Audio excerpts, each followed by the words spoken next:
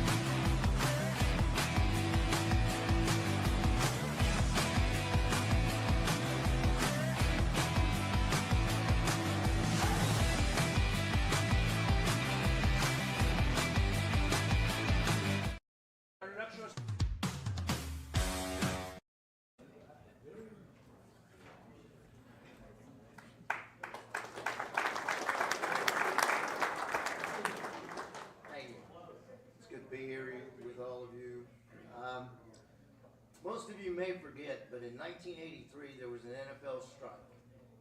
And the NFL went on strike, and ABC needed some programming.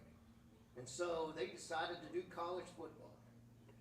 And they came to the University of Mount Union, which was Mount Union College at the time, and did a regular season game. And it was the first televised Division III game that went nationwide. Well, that spawned an idea at the University of Mount Union that we would begin to do something that no one else was doing, and we would begin to televise football. And at the time, we weren't the juggernaut we are now, so it was kind of a marketing thing more than it was anything else. It was going to be a 3-hour commercial for the college. Well, Larry Karras changed all that, and it became all about Mount Union football. Since 1962, there have only been 4 coaches to head coach the Raiders. And the gentleman I'm going to introduce to you today is one of them. There's mottos of the Mount Union football team: God, family, football, loyalty, commitment, work, and hope. And I see all of those characteristics exemplified in Geoff Dartt. Geoff was a standout player, an offensive lineman at the University of Mount Union, then Mount Union College. He was all OAC his senior year, blocked for Nate Kamick, and I'm sure if you'd ask Geoff, he's the one that opened up that hole in the Stag Bowl for Nate's 95-yard run.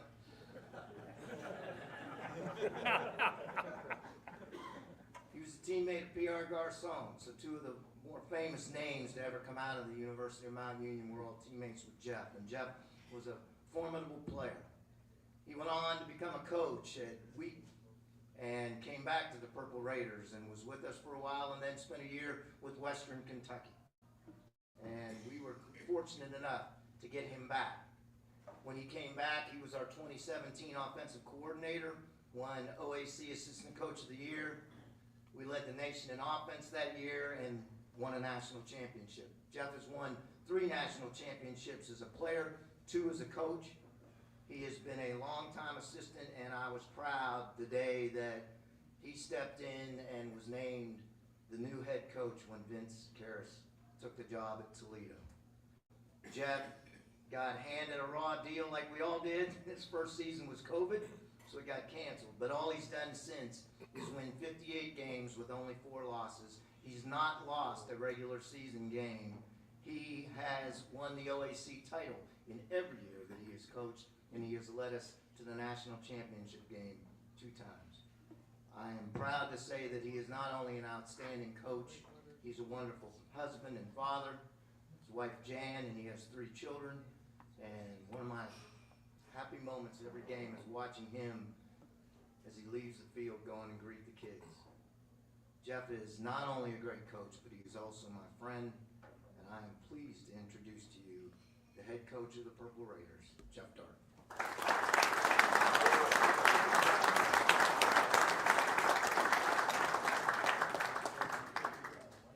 Well, thanks for inviting me back here. I think I spoke back in 2022 and was fortunately introduced by Lenny Reich at the time, who was a great sports information director at Mount Union and a friend of ours, Dean and myself. So I didn't flinch when I was asked to come back.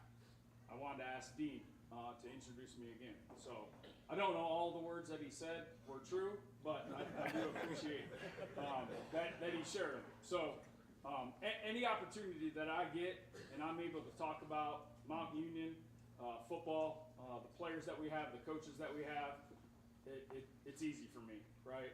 I love Mount Union, how it developed me, and then I wanted to get into coaching. So first I want to talk about our staff this year. It's pretty special at a place like Mount Union when every person on your football staff is an alum. All right, I think that helps in recruiting, right? And they can all tell their own story of what Mount Union did for them. And now this is our opportunity to give back to a place that did so much for us. So I want to name them individually. All right, I'm fortunate enough to obviously be the head coach. All right, our defensive coordinator is Daryl Ely, who was an All-American cornerback at Mount Union. He's been doing a great job ever since I became the head coach. Our offensive coordinator this year is Junior Collins, who had a great career at Mount Union and then went on and played in the NFL and CFL a little bit. Our tight ends coach is Kyle Miller, who was also an All-American at Mount Union, had some opportunities in the NFL, but he wanted to come back to Mount Union and coach. And I'm fortunate enough to have those guys, surround me. We bounce ideas off of one another.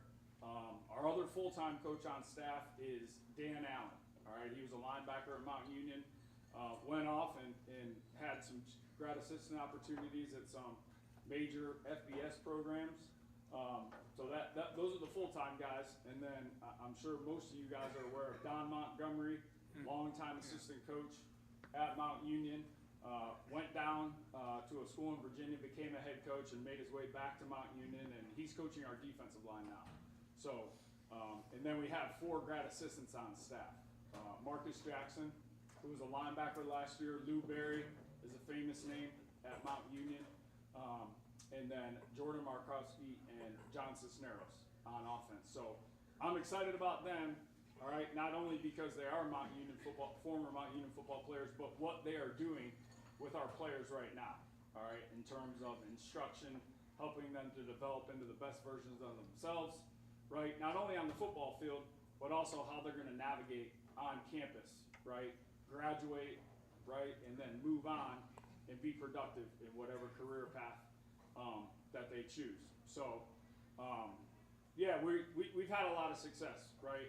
And when you think Mount Union football, right, you think national championships, right? And obviously that's the maybe elephant in the room right now is we haven't won one since 2017. But that's not everything that we're about, okay? We have standards, we have expectations, not just from a football perspective, but in recruiting, all right? Dean mentioned that I'm fortunate enough to be only the 4th head coach since 1964, and we have never changed Ken Wable's recruiting standards, all right? One is, what do you have to do to be really good in sports? You have to have people, men and women with talent, right? I think we're all aware of that, okay? But the second thing for us is we want guys that are good people. They want to come to a place, they want to make great decisions, they want to get coached, all right, and then they want to get the grades that they're capable of getting, which is the third part, okay? You come to Mount Union, your number one goal is you're going to get a degree. So you can be prepared to leave Mount Union, start a career, all right, be a valuable member of your community, and maybe lead a family eventually, all right? And then finally, we want guys that love football, okay? All right, I think everyone talks about nowadays, well, the players are changing and all of that. Maybe, I kind of disagree with that a little bit. I think it's more coaches are, what is your ability to connect with your players, all right, so you can build the trust and loyalty that they want to play for you. They want to play for each other, and ultimately that's what we're continuing to do. So I had a meeting with one of our big donors this summer, and he said he had to market he wanted me to market myself enough, and I'm not that kind of person. If you know me, I'm all about our players and our coaches. But what he said he wanted to do is from 1985, which was Ken Wable's last year, through the 24 season, it was 40 years of football at Mount Union. All right, and here's the record, and statistics don't lie. All right. 494 wins, 35 losses, and 3 ties. Okay?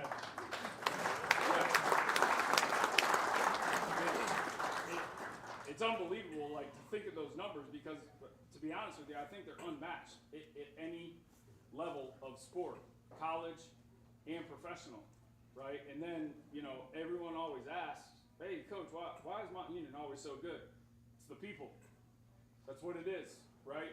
We want to recruit good young men that have talent, that want to be coached and developed into the best versions of themselves. All right? And then it's the coaches that choose to come back to a place, right, that did so much for them, and I already mentioned that. But I love Mount Union. I have the best job in the world, all right?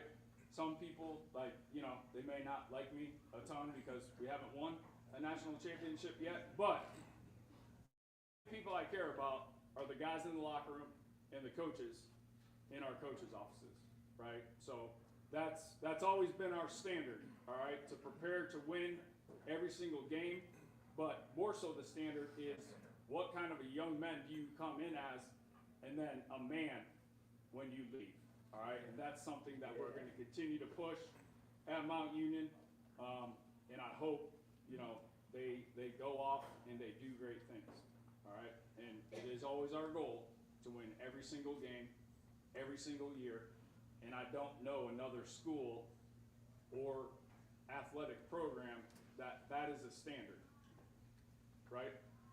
So once again, I really appreciate you guys allowing me to come here. I want to open it up for questions, and I can, you know, dive deeper into, you know, some of our players here. But this year we're off to a great 2-0 start. All right, we started off with Wheaton at a home game. All right, they were not a playoff team last year, but they have a playoff history and tradition.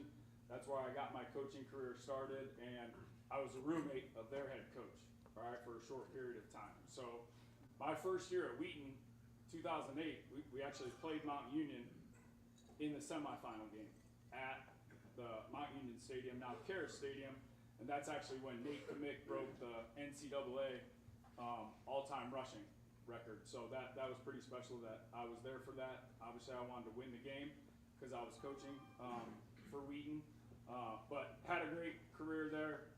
Came back, but ultimately, I want to talk about our coaches. Our season so far. All right, so we started off with a great win against Wheaton. Got off to a fast start. Didn't finish quite well, but we absolutely did this past week.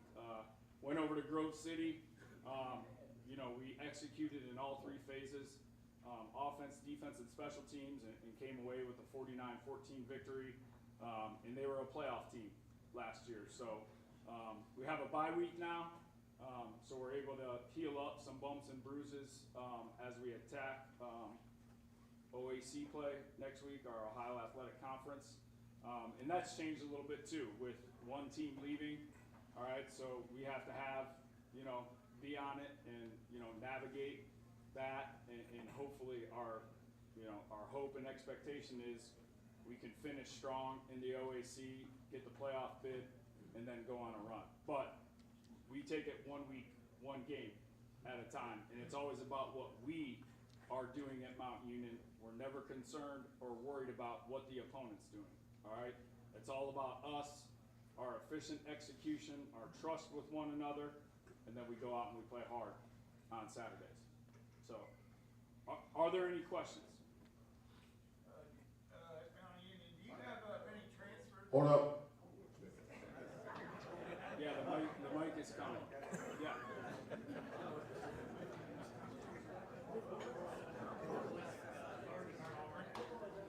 Okay. Do you have any kids that are transferring out to other schools from your team? We do not.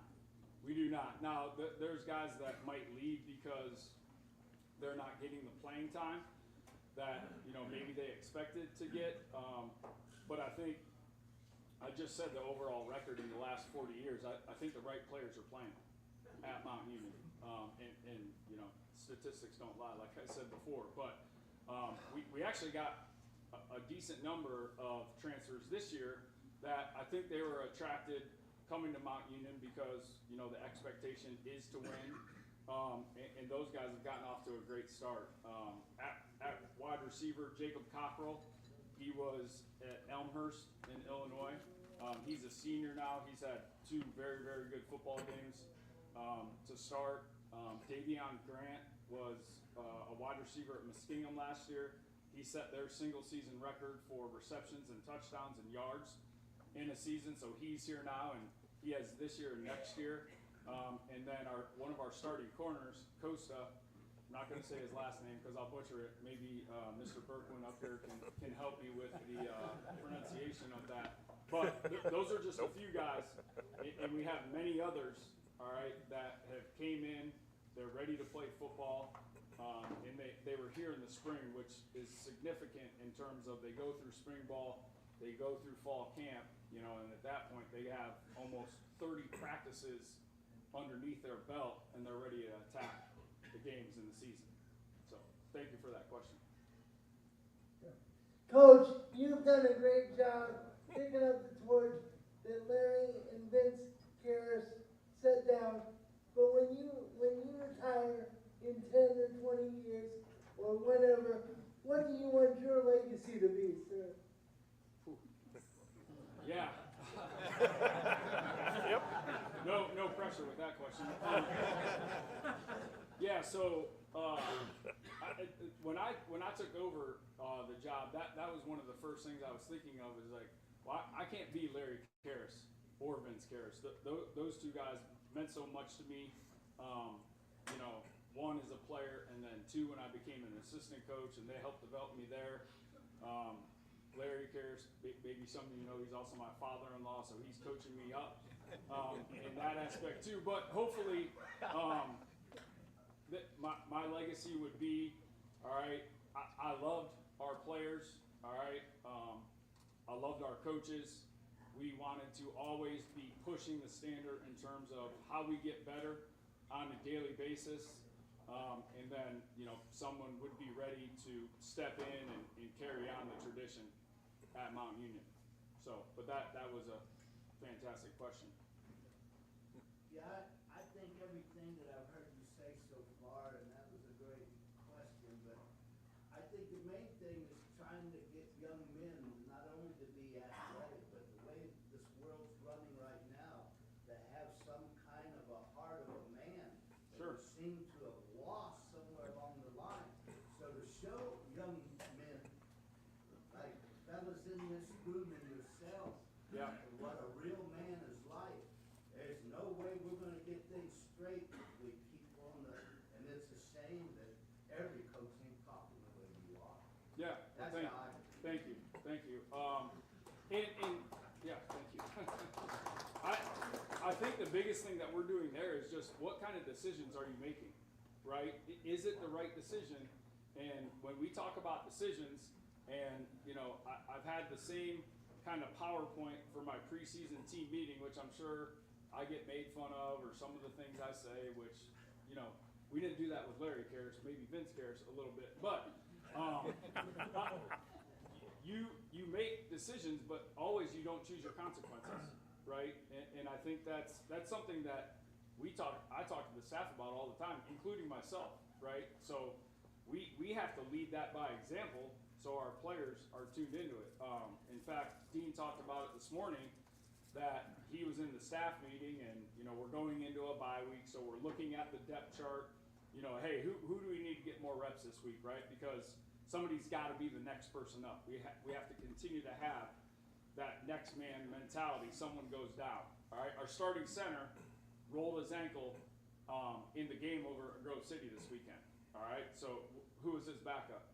A freshman from Hudson, Ohio, right? And I didn't tell the coaches in the box that I was putting him in because Pat actually kind of hobbled off after a drive, but there was no drop off, okay? And that's something that we're always pushing at Mount Union. Who are the young guys that can pass the older guys up? And I remember when I was a player, I would identify, okay, these guys are really, really good at offensive line, but I'm not letting them beat me out, right? And I think that's a little bit of that too. Like, what is the standard you have for yourself, right? And then how you surround yourself with good people and you make good decisions. Yeah, but thank you. Hey, Coach, Yes. I'm over here. Yes. What impact has NIL money had? And do you see kids that chase the money and it doesn't work out, that would come Yeah. back and want to play for a program like yours Sure. to, you know, win football games and just be a part of a winning program? Do you see them bouncing back and forth? Not necessarily at our level. I think it's starting to seep into Division III a little bit. And we've had some conversations in terms of, you know, administration. How do we navigate that? in order to, you know, maybe get a really good player, male or female, in a sport, but not too much at Mount Union. You know, I think it's more so we want to like recruit them, and hopefully they want to experience what it is to be a Division III student athlete at Mount Union, and how that can, you know, the connections that they make on campus, which I know we talked about some of the good Stark County teams this year, but one of my best friends, we were at each other's weddings and teammates at Mount Union, Chris Kappas, has turned around Louisville. Now they have a big test this week against North Canton Hoover, who's also 4-0, but I can't remember the last time that Louisville was 4-0. So that's my plug for Chris Kappas. Of the Louisville Leopards. This might go, Coach, a little bit along with the NIL question, but how much, if at all, has recruiting changed as far as not just looking at high school kids, but maybe looking at other programs?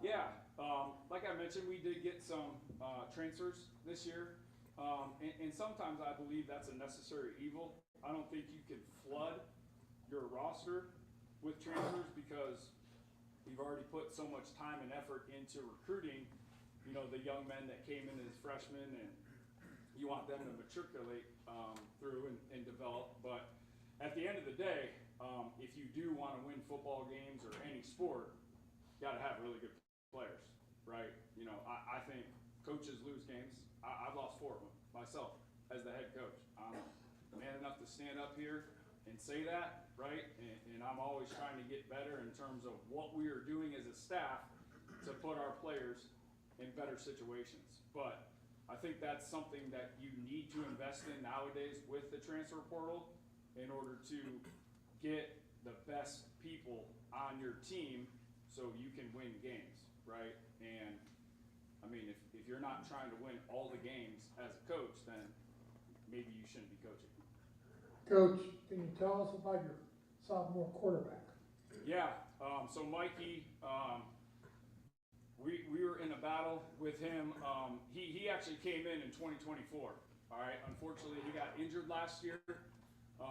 He was able to get a medical hardship, which that's what they call them in Division III. You can't just redshirt or anything like that. So we were fortunate enough that, you know, when he got surgery, he rehabbed well, but he's off to a fantastic start.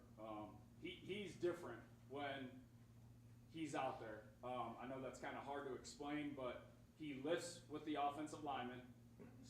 Sometimes we have to tell him not to do that because he's trying to do some of the same weight, and he can lift a whole lot of weight, but he's one of those players that he just leads by example, right? And everyone is following him. He has the trust of the team, obviously on offense, but defense too. And I remember it was my first year back at Mount Union in 2012. All right, I came in January. And Mount Union was coming off losing 3 straight Stag Bowls to Wisconsin Whitewater. All right, and this was maybe 2 weeks into it before we had the Caper Center. So I was in one of the corner offices in the Gulling Center. I forget what I was going over, but 3 defensive players walked into my office: Charles Diesel, Frank Orteca, and Matt Feshko. All right, who were very, very good players, and they said, "We want Kevin Burke to be the starting quarterback," right? So I replied with, "Well, you're talking to the wrong person in the wrong office. You need to go over to the McPherson Academic and Athletic Center and talk to Larry Karras." But that's what Mikey is doing right now, right? His teammates love him, right? They want him to lead, and Mikey's been doing a great job with that. And you know, we got to keep him healthy. That's my job now is just the offensive line coach, and I feel like I'm pretty good at doing that job. So, yep. Coach, you alluded to a loss of a team from the OAC, and I think John Carroll leaving is a big loss to the conference. And I would agree. And I think it's a loss to Mount Union because it was one program that could challenge, play tough every year. No So question. my question is twofold. Do you have an opinion why they would leave the OAC? And is Mount Union happy in the OAC? Okay, I have two quick answers. One, I can only control what's going on with the football program at Mount Union. So I don't know what factored into that decision. I have spoken with some John Carroll alums, and they don't know either, but at the end of the day, I can't control what they do. We lost a great rival in that situation, not just in football, but in all sports. I mean, I remember going up to just this past March to watch the OAC championship at John Carroll, where the Mount Union men's basketball team was playing. So, you know, unfortunate, but all we can do is move on from that situation. Over here. Yes. Hopefully we get them in the playoffs, right? Hopefully. We played them last year in the playoffs. Yeah. Yeah. Talk about the scheduling challenges that losing a team in the OAC presents, and I like hearing that we're playing Wheaton. I like hearing playing Grove City because they're challenging opponents early in the season, but it puts you in a bind if something happens. Yeah, I don't mean to cut you off, but yeah, so when I became the head coach during COVID, right, so this will be technically my 5th full season as the head coach, we were scheduled out, right? So, and I know probably some people complained before about maybe starting off with what was deemed a weaker opponent, which, I mean, you never know what you're gonna get the first game of the year, right? So, and, you know, then Lenny at the time, who was our sports information director, we called, we emailed everybody to try to get it going for 25, 26, and beyond, with not knowing that John Carroll was going to leave the OAC. So, and then I got questioned this year, why would you schedule 2 really good programs? One is a former, you know, playoff team from the past few years, and then one has a great playoff history. So I don't know, maybe I'm damned if I do, I'm damned if I don't. So, but we want to be tested, right? I think that prepares you for when you have the opportunity to get into the playoffs. And that's been, you know, some of the things, some people don't understand like what a conference really is, right? And there's been a lot of talk like, well, the OAC is not a good football conference. Well, how? Who knows that? Who's giving that information? I mean, some of the teams that we played over the last few years, we were in some tight games, right?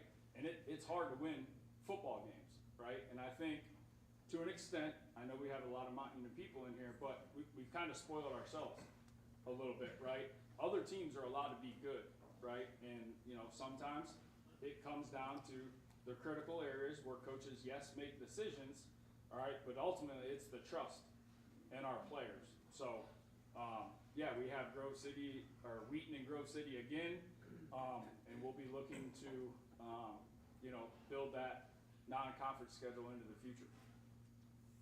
Who are your Stark County players? Oh, gosh. Key players. Yeah. Stark County key players. I'm trying to think of that off the top of my head. We have some good young guys that are coming up right now.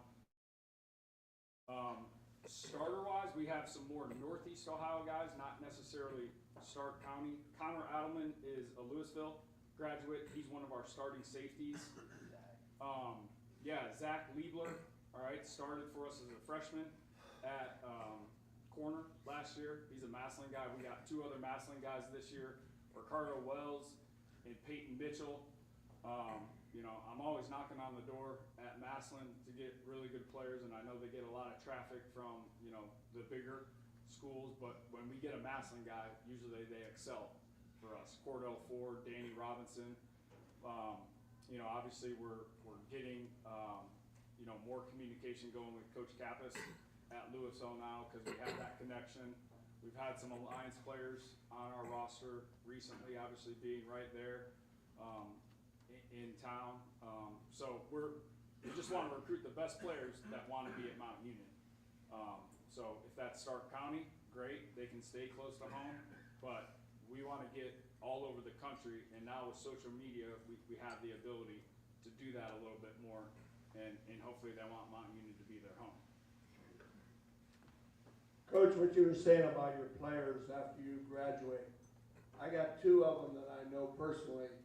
One's the AD at McKinley High School right now, Yeah, Mike Schott, and you got another one in Tarboro, North Carolina. And last year, I believe Geoff won his 7th or 8th state championship. yeah. He's been there a little over 20-some years. Mm-hmm. So you got two great people out there. Yeah, Thank you. I think that was more Larry Karras doing that than me, but we do support those guys, yes.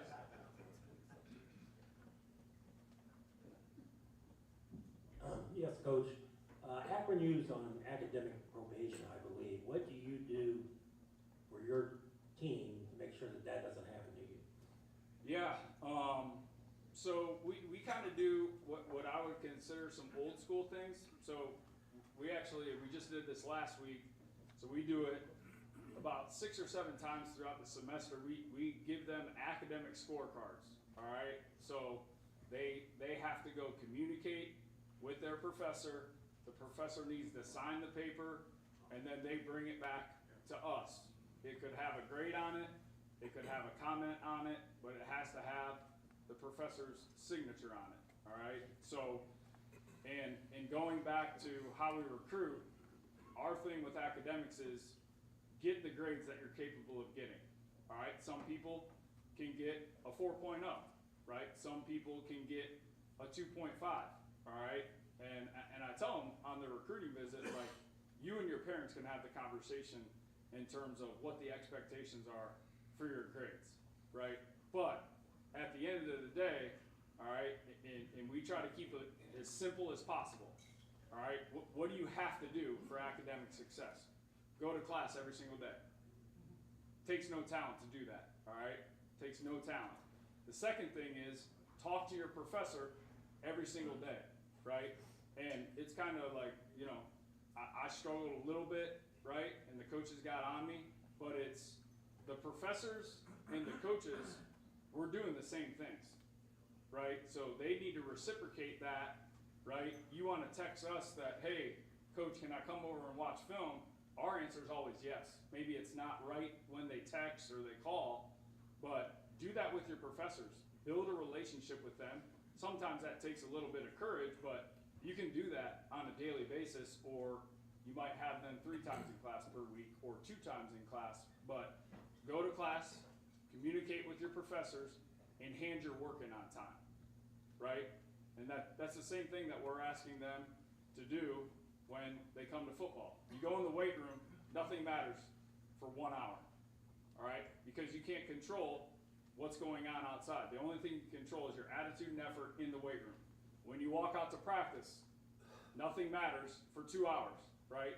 And that's probably some of the things that these young guys now, their minds are everywhere in terms of what they're thinking, and they see more things on social media. So I don't think they're changing too much. I think the world around them is changing a whole lot. But if we can get on their level and connect with them, right, then we can set them up for success. Hopefully that makes sense. Coach, in your younger years,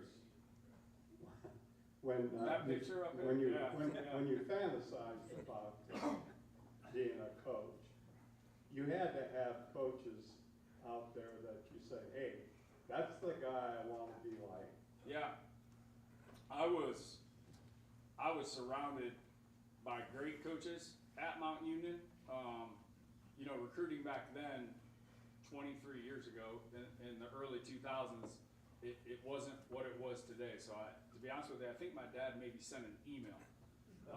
So I was from a small town in Port Clinton, played all 3 sports, was a pretty good athlete, right? And I had never played offensive line before, but I knew during my recruiting visit that most likely that would be my path, because I saw the tight ends and wide receivers running around in Mount Union. I was like, I don't think that's for me. But I don't want to name everybody because I'll forget names, but like Larry Karras, Vince Karras, Jason Candle, Matt Campbell.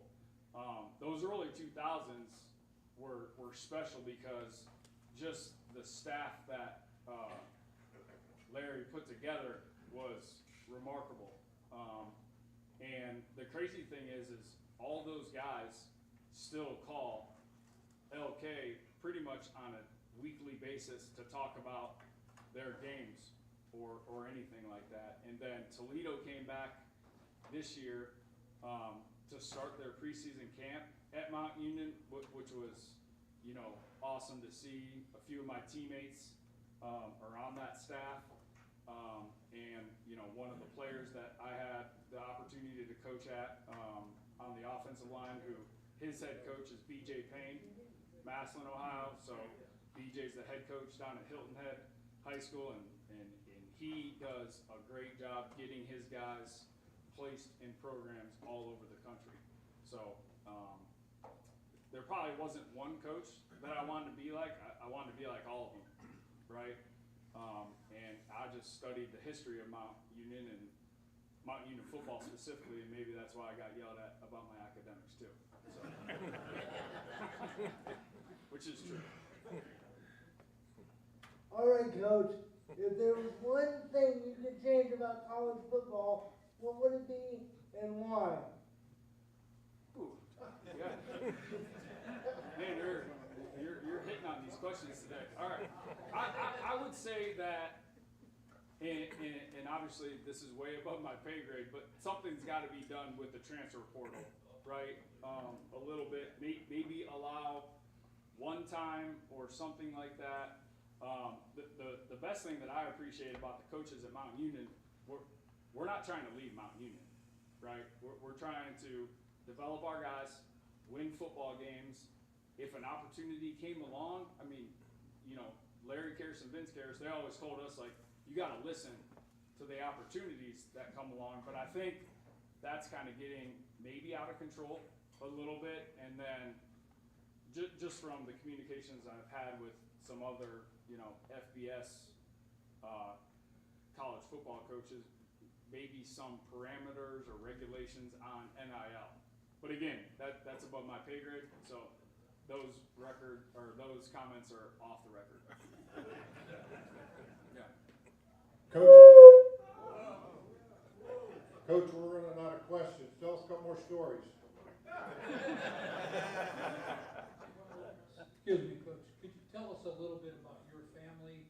You mentioned your father-in-law, how about family? Yeah. So I'm married to Jan Karras, not now Jan Dartt. Sometimes she said she wished she would have kept her last name, but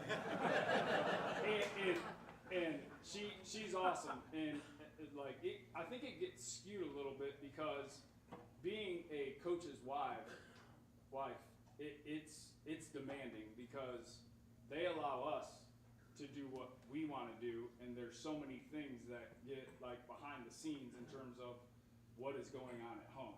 So I was going to talk about her at the end, but I appreciate her so much for allowing me to do what I love to do besides being at home with her and our 3 kids. And like I said, that was a totally different experience for her, being the son or the daughter of a coach, right? But now she's experiencing it in a different way, and that goes along with the other coaches' wives on our staff. I have 3 kids. Kyle Miller has 3 kids. His wife Chelsea is fantastic. Our linebackers coach Dan Allen has 2 kids. His wife Nicole is awesome. And then Junior Collins, actually, they just had their first, which I believe Tripp's about to turn 1. But Maggie played basketball at Mount Union, so without them, I don't think any of us would be able to do what we want to do and love. Yes, sort of a ticklish question. How do you lure people, students over there, money-wise? I know you're not allowed to give them your league money or food room and board. Is there any other way, alumni donate, or how does that work? Yeah, well, there's financial aid, right? When we go out in recruiting, obviously, you want to identify the guys that have good grades. They get academic money.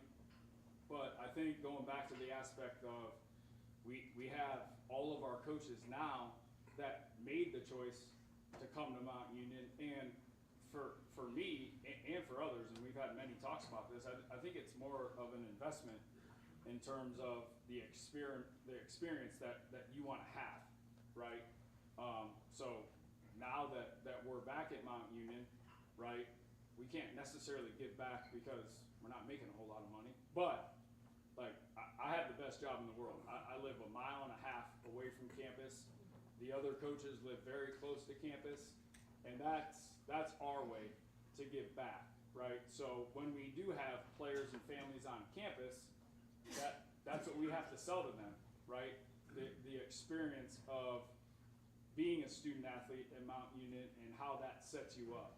I actually had a high school teacher.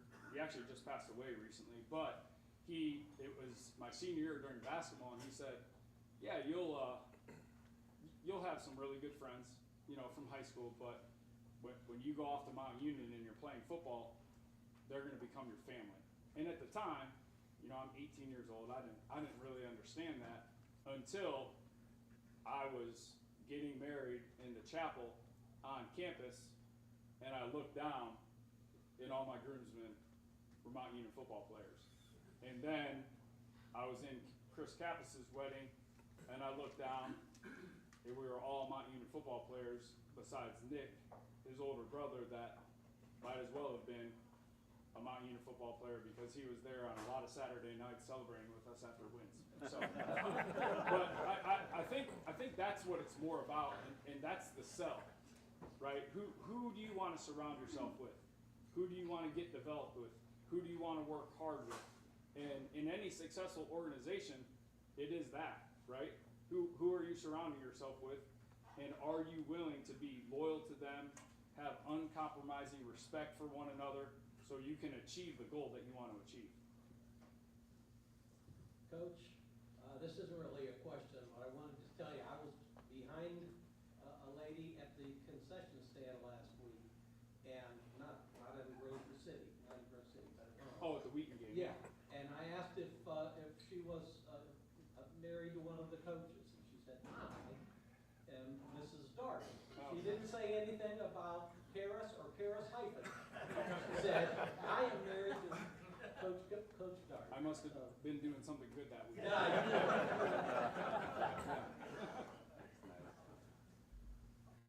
How many players do you have on the roster, and how do you keep them all happy? We're a little under 200 right now. When I was a player, it was many more than that.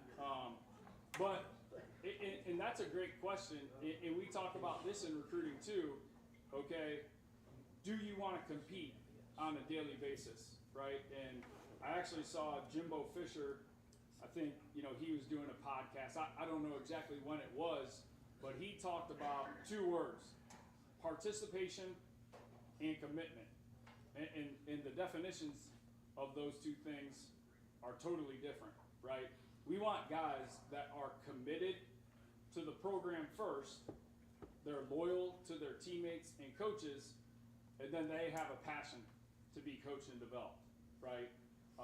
And I think that's a whole lot different in high school football, because maybe you're playing because your dad played, or your grandpa played, or your uncle played, or your grandma wants to play. And I think that's why high school football is so special, but they call it higher education for a reason, right? And it's that way in athletics at any single level, right? So, you know, I just think if you're going to be a coach and coach football at Mount Union, that there is a standard to be upheld and a tradition that, one, needs to be educated to the young guys right now. And I mentioned that's what, you know, Dean and myself and the other coaches were talking about today. But yeah, that's how I would answer that. Coach, having kids yourself, what age do you think it's safe for young kids to start playing tackle football? Oh gosh. Me and actually Kyle Miller have this same agreement here. I don't think someone is ready for contact before they're in junior high. So Kyle's two older kids played soccer and basketball. You know, my kids are a little bit younger. Actually, Kendall and Brady were on a basketball team. Thank goodness Brady was on the team because he scored most of the points in those games. But she's a swimmer now, and RJ knows her.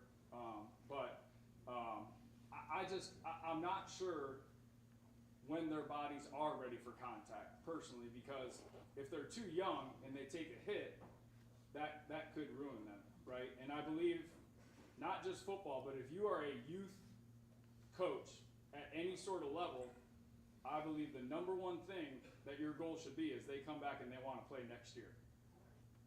Plain and simple. So. Coach, do you ever see a time when Mount Union would go from Division III to Division II? Not sure. Yeah, that's above my pay grade too. I think that's more been some of the things that we've had to attack in recruiting and kind of going more widespread. Because there's, I don't know the exact number of Division II schools in Ohio now, but I want to say it's 10, 11, maybe, and obviously they have the ability to give athletic money. And I mean, all of us probably grew up in the front yard or the backyard, and we all wanted a football scholarship, right? Or a baseball scholarship or a basketball scholarship. So unfortunately, we just lost a tight game to Ashland in a JV game yesterday, 14-13. We needed to play a little bit better, but teachable moment for our guys, and we're reviewing that film later today. Yeah, Coach, glad to see you. I had a question about how you handle a player if he's getting in trouble academically. I mean, like a starter. Yeah, I mean, it'd be yeah, interesting to that's a find great out how question. that So, the University of Mount Union has been built up so much, and I know we have some alums in the crowd here today. So, there are resources at their disposal on campus. But then again, I think it comes back to those simple things I mentioned. Do you go to class every single day? Do you talk to your professors, and do you hand your work in on time, right? So this week was the first week that we sent, this past week, excuse me, was the first week we sent out some of those academic scorecards, and we got some comments back, well, they haven't handed in their work on time. Why not, right? And so, you know, we've started a little bit more ownership that, one, if you don't hand things in on time, then your opportunity to play in the game, you're not going to play, right? So last year, I'm not going to give his name, but he was a very well-known defensive player for us. He didn't hand in his academic worksheet. He didn't play in the game. He was upset about it. He said some bad stuff to us as the coaches, but we can't change the standard for one person, right, and not do it for everyone else. One more. Got one more. Okay.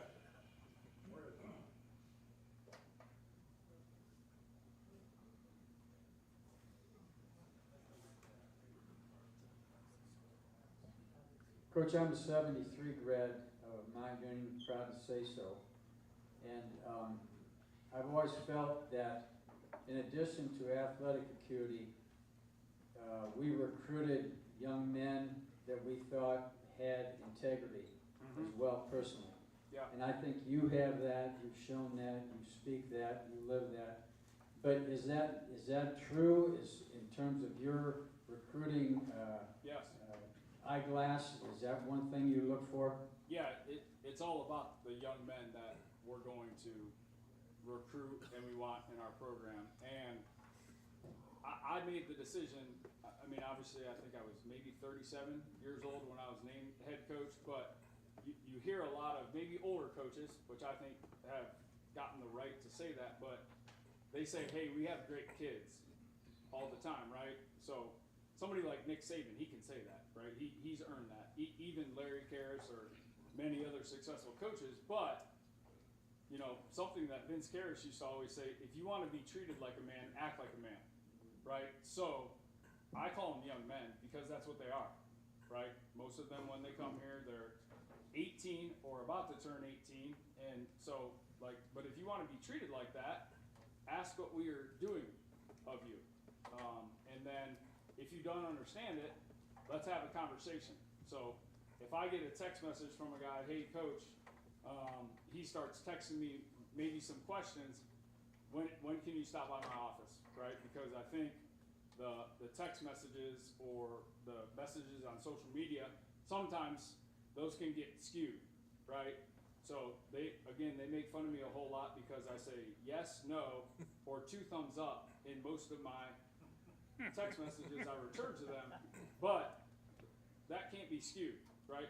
And then when they come into our office, we're like, we want to have a conversation, right? And I tell this to our offensive line all the time, like, I'm going to coach you hard and directly, right, about your football because you chose to be a Mount Union offensive lineman, right?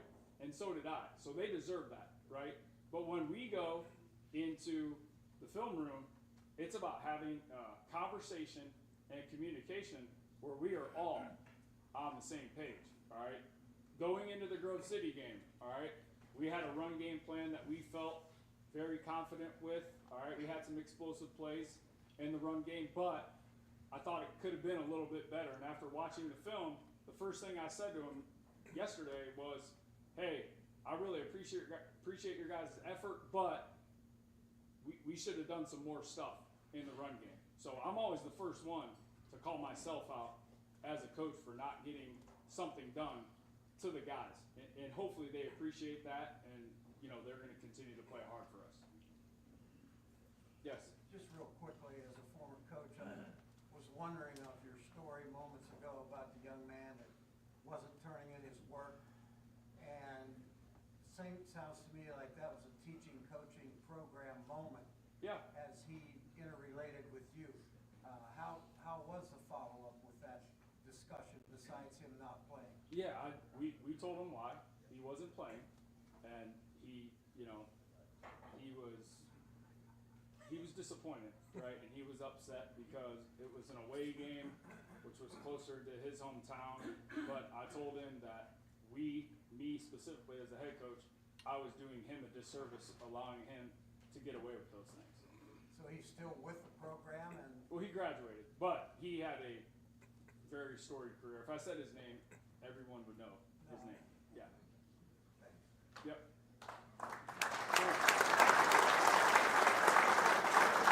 Are you going to be on the speakers this year? I think in January. I think it might time out with the Monday following stag. Okay. So it could be good, it could be. Well, yeah. But yeah, I think that's okay.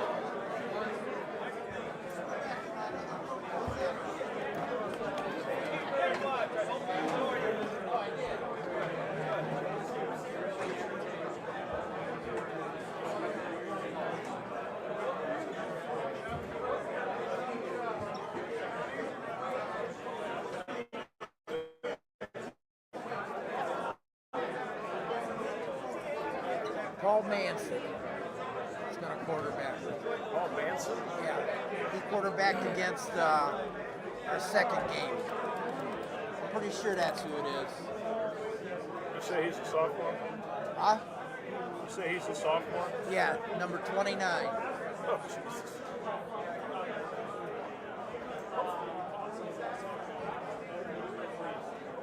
I'll take note of that. You know you're in trouble, Jeff. The quarterback is wearing 20. What's that? If you're wearing a quarterback's wearing a number in the 20s, you're in trouble. Well, last week when Brock played quarterback, I was putting him in 89. Because when he went to the hospital with that concussion, they cut his jersey off of him. And Jeff ordered one, but it just came in last